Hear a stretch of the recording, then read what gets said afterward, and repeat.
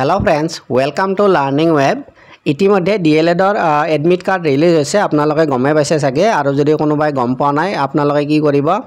ইনফৰমেশনটো দি দিব আৰু ভিডিওটো যিমান পাৰে শেয়াৰ কৰিব কোনোবাই যদি গম নাপায় তেনেহলে এই ভিডিওটোৰ জৰিয়তে তেওঁলোকে গম পাব ডিএলএডৰ যে প্ৰি এন্ট্ৰি টেষ্ট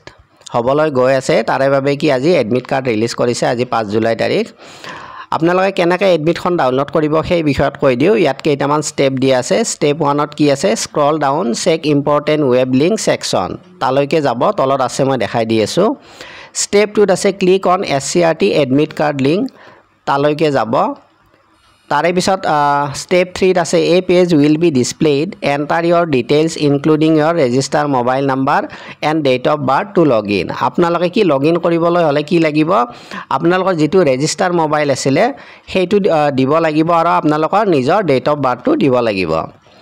ইয়াৰ পিছত স্টেপ 4 ত আছে your SCRT Assam admit card will be displayed take a print out তাৰে পিছত কি হ'ব আপোনালোকে লগ ইন কৰাৰ পিছত এডমিট কাৰ্ডখন শো কৰিব তাত আৰু প্ৰিন্ট আউটটো উলাই ললে হ'ল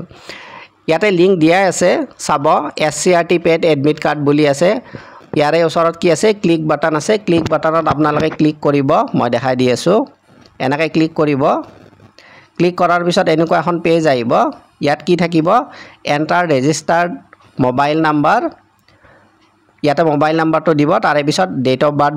বহাই দিব তাৰে পিছত সাবমিট কৰিব সাবমিট কৰাৰ পিছত আপোনালোকৰ এডমিট কাৰ্ডখন শো কৰিব তাৰে পিছত আপোনালোকে প্ৰিন্ট আউটটো উলাই ললে হ'ল ইয়াৰ লগতে মই কথা এটা কৈ দিও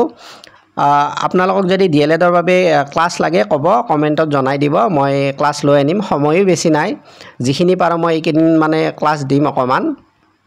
এটা আইডিয়া কৰি আপোনালোকে এটা ধাৰণা কৰি লব পাৰিব এক্সামটো কেনেকুৱা হ'ব কিছু নলেজ আহিব আৰু ক্লাসটো এই ইনফৰমেশনটো যদি ভাল লাগিছে আপোনালোকে লাইক কৰিব আৰু এই ভিডিওটো যিমান পাৰে শেয়াৰ কৰক যাতে সকলোৱে পায় তো আজিলৈ এৰিছো ধন্যবাদ